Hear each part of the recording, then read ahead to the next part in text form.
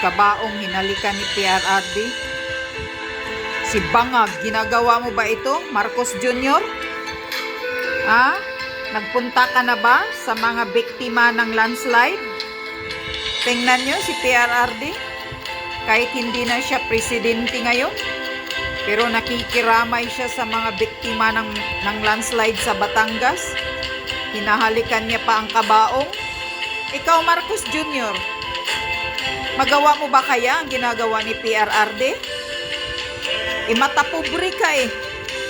Ha? Nandidiri ka eh. Kahit na makipag-shake hands sa mga tao, nandidiri ka eh. Makikita mo talagang nandidiri ka kasi pag humahawak ka, makipag-shake hands ka, halatado. Hindi mo talaga igagrab yung buong kamay ng tao.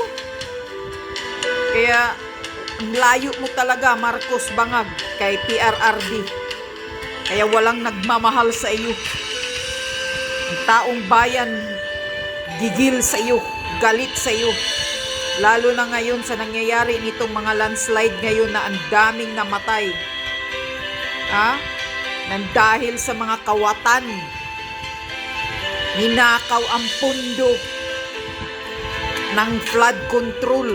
Kung hindi nyo pa ninakaw, hindi mangyayari ito sa mga biktima ngayon na namatayan ng pamilya. Grabe ang sakit nito.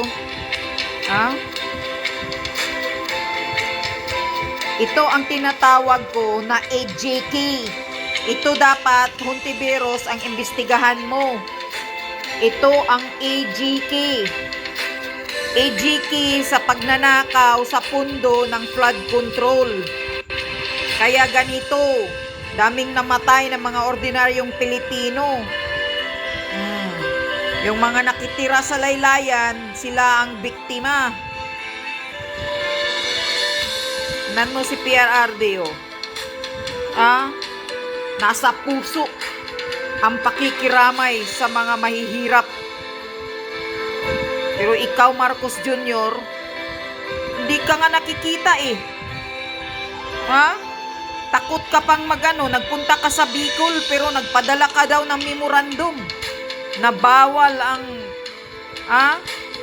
pag-ambush ng interview ng mga media. Ba't ka takot ma-ambush ng interview? Kapal ng mukha mong presidente kang Bangag, Marcos. Nangyari itong sakit na event sa buhay natin. I happen to may sadya ako sa Maynila. Same day naman, si Vice President, yung anak kong babae, gusto niyang pumunta dito, magkiramay, just to be with you in your time of sorrow and in your time of need. Wait. Kaya ngayon, salamat ako, samahan mo ako dito, kasi una-una, unahin ko na yung sarili ko rin na ako po yung nagdudusa kagaya sa inyo.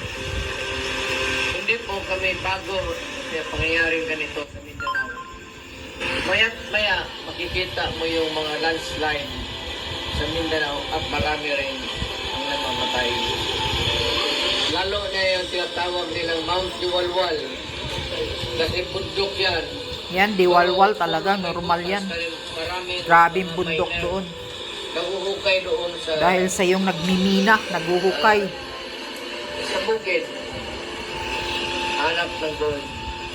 Kaya pag nag-landslide yan, pag bumagsak yung lupa galing taas, tabla na yan. Magdala na lang ako ng pare doon, tapos bindas nyo sa lupa. Dito sa inyo, ganun rin. Nangyayari sa Davao yan. Masakit talaga. Kaya naman si Inday, gusto niya pumunta dito, naipit sa kanyang commitment.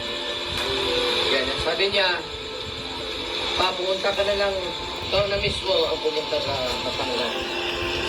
May kunting tulong ako para sa aking kapwa Pilipino. Hindi naman masyado ito malaki. At palagay ko sapat naman para sa pangangailangan ninyo sa madaling panahon. But I'm sure that Inday, pupunta dito yan, pagbalik sa Malindabaw. Kasi ang asawa ni Inday, Batanggenyo. Kaya yung apo ko, Batanggenyo. Kaya yung tono minsan magsalita, iba yung sa Bisaya, at iba yung Tagalog nila. Tono yan, nakuha nila yung bunganga ng tatay nila.